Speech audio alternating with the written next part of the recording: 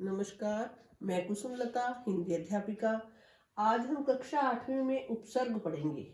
इससे पहले हम प्रत्यय पढ़ चुके हैं। प्रत्यय क्या थे?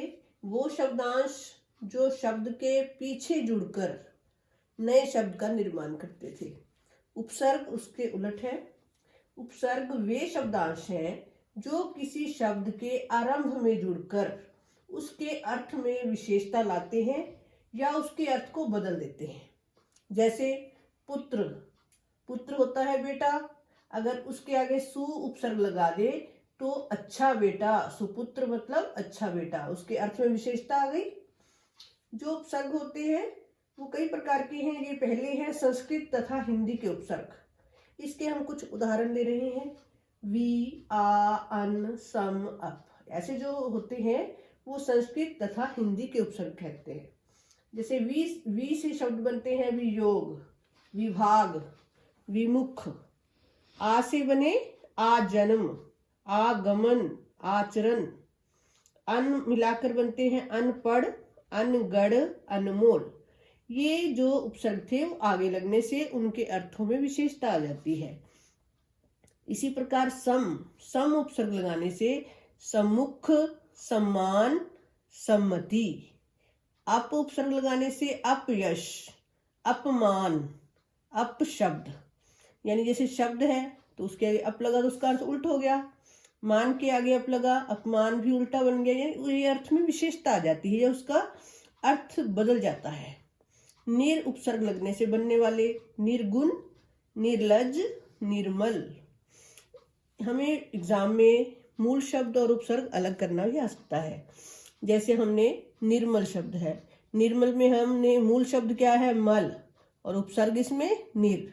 ऐसे ही अप शब्द में भी शब्द मूल शब्द है और अप इसमें उपसर्ग लगा हुआ है।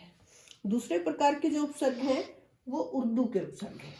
वो कैसे शब्द होते हैं? जैसे बद, एन, गैर, ला, हर, कम। ऐसे शब्द जो होते हैं वो उर्दू वाले उपसर्ग होते हैं। जैसे बद है, बद चलन के आगे लगा तो बद चलन। बद नाम, सूरत के आगे लग गया तो बद सूरत। अब इसको अलग करना होगा तो सूरत, नाम, चलन ये इसके मूल शब्द हो गए और बद इसका उपसर्ग है। इसी तरह एन शब्द लगने से बनने वाले हैं एन वक्त, एन मौका। और गैर शब्द उपसर्ग लगने से बने हैं गैर हाजिर, गैर कानूनी, गैर वाजिब। ला उपसर्ग लगने से बने हैं लाजवाब। जैसे जवाब का अर्थ अलग है और लाजवाब इसका अर्थ विशेषता आ गई। लाचार, लापरवाह, प्रवाह करना और लापरवाह उल्ट हो गया अर्थ इसका। हर शब्द अगर तरह के आगे लग गया तो हर तरह, दिन के आगे लगा तो हर दिन, रोज के आगे लग गया तो हर रोज। इसी प्रकार कम उपसर्ग है। कम उपसर्ग को हमने अकल के आगे लगाया तो कम अकल बन गया, उल्टा बन गया अकल का। कम उम्र, बख्त, कम बख्त। इस प्रकार के ये उपसर्ग थे, ये उर्दू के उपसर्ग। पहले हमने पढ़े संस्कृत तथा हिंदी के उपसर्ग, उसके बाद हमने पढ़े उर्दू के उपसर्ग। अब हम पढ़ रहे हैं संस्कृत के कुछ अवयव और विशेषण भी उपसर्ग के समान प्रयुक्त होते हैं। ये अवयव के कुछ उदाहरण हैं। जैसे कु, पूरा और साक्षात। कु से बनने वाले हैं कुरूप, कुपुत्र, कुख्यात।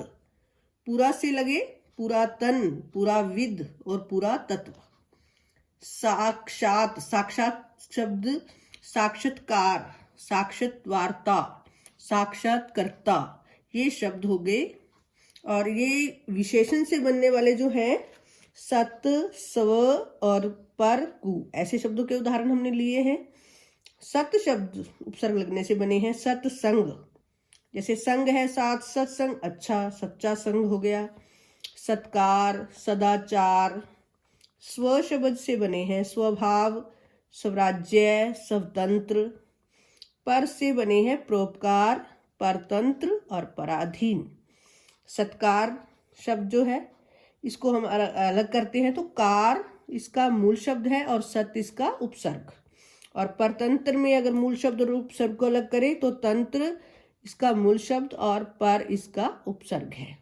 इसी प्रकार इन शब्दों में भी हमने जो अलग करेंगे तो कुरूप जैसे शब्द हैं उसमें मूल रूप क्या है? मूल शब्द रूप, और उपसर्ग है कु। पूरा तत्व शब्द है, जैसे तत्व इसमें मूल शब्द है और पूरा इसमें उपसर्ग है। ये हमने अब अपनी पुस्तक में से, उत्थान पुस्तक में पेज नंबर 55, 6 एंड 7 इस उपसर्ग का अभ्यास करना है। इससे शब्द बनाना और मूल शब्द और उपसर्ग अलग करना। धन्यवाद।